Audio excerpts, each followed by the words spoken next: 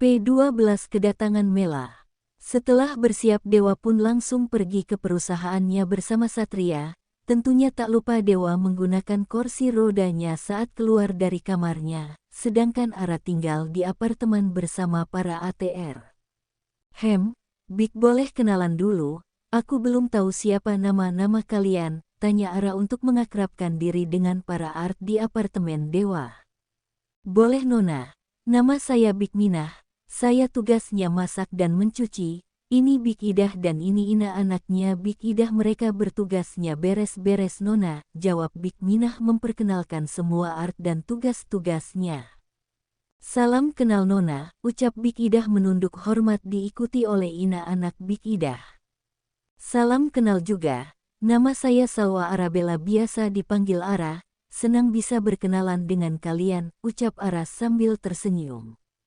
Baik Nona Ara, senang juga berkenalan dengan Anda, ujar Bik Minah. Jangan panggil saya Nona, panggil aja Ara, kata Ara yang merasa kurang nyaman dengan panggilan Nona. Maaf Nona, kami tidak berani, karena itu sudah perintah dari Tuan Muda Dewa sendiri, jawab Bik Minah lagi. Sedangkan Bik Idah dan Ina hanya diam menyimak keduanya. Ya sudah kalau begitu terserah kalian aja. Aku tidak mau karena aku kalian jadi kena marah sama Mas Dewa, kata Ara yang tak mau mereka kena marah karena permintaannya. Oh ya, Ina berapa umurmu? Tanya Ara yang memperhatikan sedari tadi Ina hanya diam saja. Ina terlihat masih muda sekali, mungkin usia Ina hampir sama dengannya pikir Ara. Umur saya 20 tahun Nona, jawab Ina. Wah, kamu muda 1 tahun dariku. Aku 21 hatun, berhubung usia kita tak jauh, kamu mau gak jadi temanku, pinta Ara dengan antusias. Maaf Nona bukan saya tidak mau berteman dengan Anda tapi posisi saya di sini hanya sebagai art Nona, saya rasa kurang pantas untuk menjadi teman Nona, jawab Ina sambil menundukkan kepalanya. Ina, aku tak pernah memandang status seseorang karena derajat kita itu sama di mata Allah. Aku hanya orang yang beruntung karena dinikahi oleh Mas Dewa. Aku dulunya juga hampir sama denganmu, kamu mau kan berteman denganku? Ucap Ara sambil tersenyum. Apa Tuan tidak akan marah Nona? Tanya Ina takut-takut, karena melihat wajah dingin dan tegas seorang dewa saya sudah membuatnya merinding, apalagi melihat dewa marah bisa mati berdiri dia. Hahaha, kamu ini lucu sekali Ina. Tentu saja Mas Dewa tidak akan marah, malah dia yang menyuruhku untuk berinteraksi dengan kalian, kata Ara. Benarkah? Kalau begitu aku mau Nona menjadi temanmu Nona. Selama berada di sini temanku hanya Bik Minah dan ibu saja, jawab Ina dengan antusias. Baiklah sekarang kita berteman ya. Tanya Ara sambil menyodorkan tangannya kepada Ina untuk mengajak berjabat tangan. Ina langsung menyambut uluran tangan Ara dengan senang karena ia bisa mempunyai teman selain ibu dan Bik Minah. Bik Minah dan Idah hanya tersenyum senang melihat keakraban Ara dan Ina. Sedangkan Dewa yang saat ini sudah duduk manis di dalam mobil bersama Satria dan sopir pribadinya. Mana laporan yang harus aku tanda tangani Sat? Tanya Dewa. Nama saya Satria Tuan bukan Sat aja, protes Satria tak terima tuannya hanya memanggil Sat saja. Ya terus apa masalahnya kalau aku memanggilmu dengan sebutan Sat, bukannya itu nama singkatmu? Tanya balik Dewa. Ya tapi saya tidak suka nama saya disingkat-singkat Tuan, jawab Satria. Sudahlah perkara nama saja kau mau mengajakku berdebat. Cepat berikan berkas yang harus aku tanda tangani, kata Dewa yang mulai kesal. Tanpa berkata apa-apa lagi Satria langsung menyerahkan berkas-berkas yang harus ditanda tangani oleh Dewa. Tanpa babibu lagi Dewa langsung mengecek berkas-berkas yang diberikan Satria. Sat, ini tidak salah perusahaan Alaska Group mengajak bekerja sama dengan perusahaanku. Tanya Dewa yang melihat pengajuan kerja sama dari perusahaan keluarganya, padahal selama ini perusahaan Dewantara Group dan Alax Group selalu bersaing tak ada kerja sama di antara kedua perusahaan itu. sebenarnya dewalah yang tak mau bekerja sama dengan perusahaan milik keluarganya karena ia takut jati dirinya diketahui oleh keluarganya kalau ia memilik Dewantara Group. Biarlah keluarganya menganggap kalau Dewa hanya pria lumpuh tak bisa apa-apa dan hanya bisa membuang-buang uang keluarganya saja. Ya Tuan, berkas itu baru kemarin diajukan, jawab Satria. Tolak saja, ucap Dewa dengan berat hati. Tapi Tuan, bukannya kalau kita menjalani kerja sama dengan Alaska Group, kita bisa memantau perusahaan itu, dan Tuan juga bisa melihat perkembangan perusahaan keluarga Anda, ucap Satria memberi saran. Bukannya aku tak mau bekerja sama dengan Alaska Group dan mengawasi perusahaan keluargaku, tapi aku tidak mau jati diriku terbongkar. Sudah payah aku menutupi jati diriku dari semua orang hingga aku pura-pura lumpuh seperti ini akan terbongkar begitu saja, jawab Dewa. Ya saya Tuan, kita kan bisa mengajukan syarat seperti biasa, ujar Satraya mengusulkan. Ya selama ini mereka memang mengajukan syarat kepada setiap perusahaan yang mau bekerja sama dengan Dewantara Group. Syaratnya adalah tidak bisa bertemu dengan pemilik atau CEO Dewantara Group. Semua permasalahan akan diwakilkan oleh asistennya yaitu Satria. Begitulah persyaratan yang diajukan oleh perusahaan Dewa. Memangnya papaku akan begitu saja menerima persyaratan itu tanpa mencari tahu? Papaku itu orangnya cerdik dan licik. Dia pasti akan mati-matian mencari tahu siapa pemilik Dewantara Group. Ini saja belum bekerja sama pasti papaku sudah mencari tahu dulu apalagi sudah bekerja sama. Pasti dia akan lebih gencar lagi untuk mencari tahunya, jawab Dewa kesal. Maaf Tuan saya tidak tahu kalau ayah Anda akan sampai segitunya mencari informasi rekan bisnisnya, ujar Satria yang baru mengetahui ambisi ayah dari tuannya itu. Tolak saja permintaan kerjasamanya. Bilang saja kalau kita tak tertarik bekerja sama dengan Alaska Group, ucap Dewa. Baik Tuan, tapi kalau ayah Tuan marah-marah dan tidak terima kita tolak bagaimana Tuan? Tanya Satria bingung kalau ayah dari bosnya itu akan marah-marah karena pengajuan kerjasamanya ditolak mentah-mentah. Itu deritamu, jawab Dewa sambil cekikikan.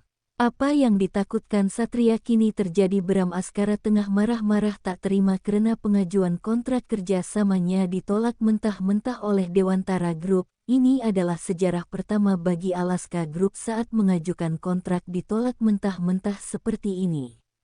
Sombong sekali kalian yang menolak kerjasama dari Alaska Group, bentak Bram tak terima. Ini perintah anak Anda sendiri Tuan, jawab Satria dalam hati. Mana bosmu?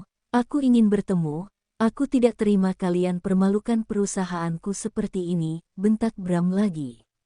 Maaf Tuan, Anda tidak bisa bertemu dengannya, karena dia tidak pernah mau bertemu dengan rekan bisnisnya atau yang lainnya, jawab Satria berusaha mencari jawaban yang aman. CEO macam apa itu yang tidak mau bertemu dengan rekan bisnisnya? Katakan kepada bosmu itu kalau tak mau bertemu dengan orang suruh tinggal aja di tengah hutan agar tak bertemu dengan orang. Dasar pecundang, ucap Bram dengan penuh emosi lalu pergi meninggalkan Satria sendirian. Satria bernafas lega saat Bram pergi meninggalkannya. Sedari tadi Bram mengocek tak jelas untuk meluapkan emosinya. Satria hanya diam ada sesekali ia menjawab. Satria takut salah bicara akan berakibat dia lagi yang akan terkena imbasnya. Di tempat lain Dewa tengah pulang ke mansion milik keluarganya ia mau mengambil berkas-berkas yang tertinggal di rumah itu. Siang Oma, sapa Dewa saat baru keluar dari lift sambil membawa beberapa berkas di atas pangkuannya. Siang juga, loh kamu ada di sini sejak kapan kenapa, nama Ara? Tanya Oma Retno yang celingukan mencari keberadaan Ara. Ara gak ikut Oma, aku kesini hanya mengambil beberapa berkas-berkasku yang tertinggal, jawab Dewa. Ya sayang sekali padahal Oma pengen ketemu sama Ara, ucap Oma cemberut. Kalau Oma pengen ketemu Oma main aja ke apartemen, aku tadi abis bertemu dengan temanku terus langsung ke sini, ujar Dewa. Ya nanti Oma akan main ke apartemenmu. Oh ya dewa, kita ke ruangan keluarga dulu yuk, ada yang ingin Oma bicarakan kepada kamu, ajak Oma Retno mengajak Dewa ke ruang keluarga karena ada yang ingin Oma Retno bahas dengan Dewa. Dewa hanya mengguk lalu mengikuti omanya menuju ke ruang keluarga. Di sana Oma sudah duduk di sofa dan Dewa duduk di kursi roda tak jauh dari omanya. Dewa, kamu tahu kan kalau kemungkinan besar kamu yang akan memimpin perusahaan? Tanya Oma Retno. Dewa hanya menggugkan kepalanya sebagai jawabannya. Apa kamu sudah belajar mengenai bisnis? Oma hanya takut nanti saat kamu benar-benar menjadi pemimpin perusahaan kamu belum bisa masalah bisnis, ucap Oma Retno yang merasa sedikit takut kalau Dewa belum mengerti masalah bisnis, apalagi saat kuliah dulu Dewa tak mengambil jurusan yang mengenai bisnis. Oma tenang aja. Meski dulu aku kuliahnya tidak ada sangkut mautnya sama bisnis, tapi aku berusaha untuk belajar bisnis dari aku sekolah SMA dulu, jawab Dewa sambil tersenyum. Ia mengerti apa yang dikhawatirkan omanya. Hah, syukurlah kalau begitu, tapi tetap saja kamu harus sering belajar masalah bisnis Dewa. Apa perlu Oma suruh Pak Ilham untuk mengajarimu? Tawar Oma Retno. Pak Ilham adalah sekretaris sekaligus asisten Bram di Alaska Group. Tidak usah Oma, aku yakin Pak Ilham pasti banyak pekerjaan di kantor. Oma percaya aja sama aku kalau aku bisa menjalankan perusahaan nantinya, kata Dewa meyakinkan Oma Retno. Percaya diri sekali kamu, kalau kamu yang akan memimpin perusahaan Alaska Group, ucap seseorang yang baru masuk ke dalam mansion. Oma Retno dan Dewa langsung menoleh ke arah sumber suara. Terlihat ada Mela, Diki, Sean dan seorang perempuan tak mereka kenal. Sean dan Diki menatap tajam ke arah Dewa. Mereka merasa tak suka dengan Dewa. Berbeda dengan Bella yang menatap Dewa dengan memuja. Ya, Bella langsung terpana dengan ketampanan Dewa. Gila ganteng banget tuh cowok, lebih ganteng dari Sean, gumam Bella dalam hati mengagumi ketampanan Dewa. Dewa yang mendapat tapan tak suka dari Sean dan Diki, dan tatapan memuja dari Bella hanya diam, cuek saja. Dewa sudah tahu kalau perempuan yang di samping Sean itu adalah istri Sean. Ia tahu dari mata-matanya yang selalu menawasi gerak-gerik Sean dan Diki. Kalian sudah pulang? Tanya Oma Retno yang langsung berdiri menghampiri anak dan menantunya. Ya Ma. Kami sudah pulang. Oh ya, kenalin ini istrinya Sean Ma, ucap Mela yang memperkenalkan Bella kepada Oma Retno. Istri? Tanya Oma Ret bingung. Oma Retno melihat ke arah Bella yang masih terpana dengan ketampanan Dewa. Sean yang menyadari sang istri sedang memperhatikan Dewa pun langsung menyenggol lengan Bella, agar Bella tersadar. Bella pun langsung tegar sadar. Ia langsung tersenyum ke arah Oma Retno. Ya Ma. Bella ini adalah istrinya Sean, dia seorang model papan atas, ucap Mela membanggakan Bella. Mela sengaja melakukan itu untuk menyindir Dewa kalau Sean itu bisa mendapatkan yang lebih dari Dewa. Kapan kalian menikah? Tanya Oma Retno kepada Sean dan Bella. Kami sudah menikah beberapa hari yang lalu Oma, jawab Sean sambil tersenyum.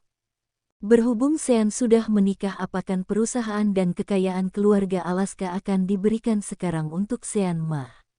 Tanya Diki yang tak sabar untuk menikmati kekayaan keluarga Alaska. Maaf, bukannya Mama tidak mau melimpahkan perusahaan dan kekayaan keluarga Alaska kepada Sean, karena Dewa juga sudah menikah, jawab Oma Retno yang merasa bingung.